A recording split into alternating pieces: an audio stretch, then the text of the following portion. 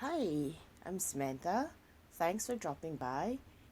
I'm trying to start a series where I attempt to explain certain things in my own way using examples that happen in my life.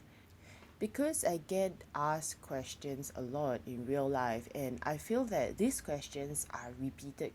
Since there are so many people asking the same kind of questions over and over again, I was thinking, why not have a series among my daily vlogs to talk about these questions? So I don't know who is going to be watching. I don't know if it's going to be helpful, but if it helps you, or if it rings a bell, or it clicks, just drop me a comment and let me know. I'm trying this for the first time. It's actually taking longer than I thought, but here goes.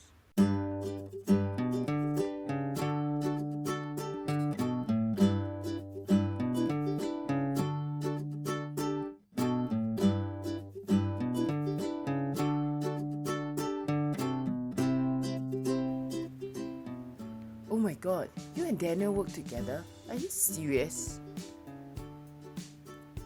This is actually a question I get asked quite a bit. How do couples work together without killing each other? So I'll try to use this short little video to explain at least how me and Daniel does it. So first off, how do I even work with him? One has to understand that couples will quarrel some way or the other, and some couples don't even see each other every day. So, how hard is it to work together? Okay, let's look at it this way. We have 24 hours a day, 8 hours for sleeping, another 8 hours for work or studies. And in the remaining 8 hours, we have maybe 2 hours for traveling, 2 hours to eat, shower, and poop. And the remaining 4 hours you either spend with yourself, your cat, your partner, or maybe Netflix and chill. I don't know. So if you and your partner work together, especially in the same office, doing related work, or being in the same work team, the time spent together and bumping into each other as well as stepping on each other's toes significantly increases. So, is it hard to work together? Yeah, of course. So how do couples work together and stay together? So before I continue, I think we need to understand why couples fight in the first place. It is true that a girl thinks that everything is interrelated, while a guy thinks in compartments. It's a little like spaghetti and waffles, you know? But we'll leave this topic for another day. Although I'm no expert at this, I'm going to try to use my work life as an example. When Daniel and I fight, these are the general reasons that keep coming up. 50% of the time is due to my insecurities. Like, I have crappy self-esteem issues, he doesn't secure me in time, he's late, oh no, where did he go, with whom, or actually, just Sam being Sam. 20% of our fights are about future, like, should we buy a car before a house? How many cats in the future is too many cats? And 10% is absolutely random crap.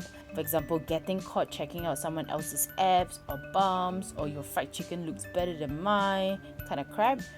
And the last 20% is actually work related. That's actually a very small percentage compared to peers who swear they can't work with each other. So we leave the rest to another day and let's focus on work. In my personal opinion, I feel that the more different you are, the better chance you have to make it work. Okay, this is what I mean. Back to Daniel and I in a work environment. Sam likes to edit, Daniel likes to shoot. Sam likes admin and structure, Daniel loves freedom. Sam recharges by being alone, Daniel recharges by being around friends. So that being said, you can see that we are very different and have very different strengths. So being good at different points is awesome because Daniel will never butt in when I'm doing admin, and I will never bother him when he's doing his framing. But what about the little part that collides? For example, both Daniel and I are directors and we both have different visions. So this is what I call the zone of magic. or the source of conflict. So how do we reduce this conflict? Again, even though I'm not an expert on this, but since Daniel and I have been working together for about 5 years and dating for about 8, this is what we have learned. Number 1, you guessed it, communication. We have the habit of fixing roles before production starts. This is important in the team, but especially between couples. This leads me to the next point. Number 2, setting clear boundaries. I get ticked off when Daniel comes into my domain and changes my stuff, especially when he does it during a team meeting.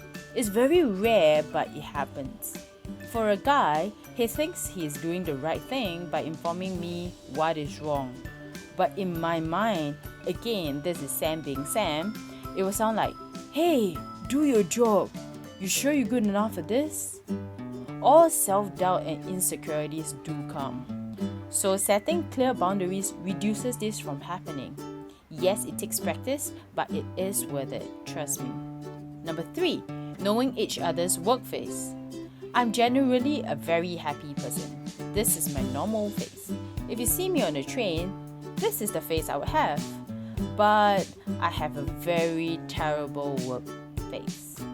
And asking me about my phase is going to piss me off more since I need to get out of work zone and answer your question. So knowing work phases can save couples a lot of trouble. Number 4, know when to stop working. There's always work to be done, meetings to go for, Skype calls to answer. Business owners will tend to forget that because I forget it all the time. But it's important to set a time to stop working. Number 1, it increases productivity because you need to finish things at a certain time, and it improves relationships. Number 5, making time for each other. I know you must be thinking, are you crazy? We're spending so much time together and we still gotta make time for each other. Yeah, make time to do non-work related stuff like watching a drama, go for a spin. Well, Daniel and I kill monsters online, so that's our way of doing something that is non-work related. Last but not least, and I feel is the most important, is respect each other and keep giving affirmation. Let's face it, not every day is going to be the best day of your life with unicorns farting rainbow sprinkles.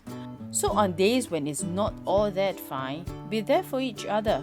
Never forget your please and thank yous, because the day you stop saying your please and thank you is the day you start taking each other for granted. And no, we don't want that to happen. So yeah, this is my 2 cents worth of how couples can work together. Everyone is different and we are by no means expert in this field. But I hope by telling you how we do it will be of use to some of you. So that's all for today, and thank you. Comment, subscribe.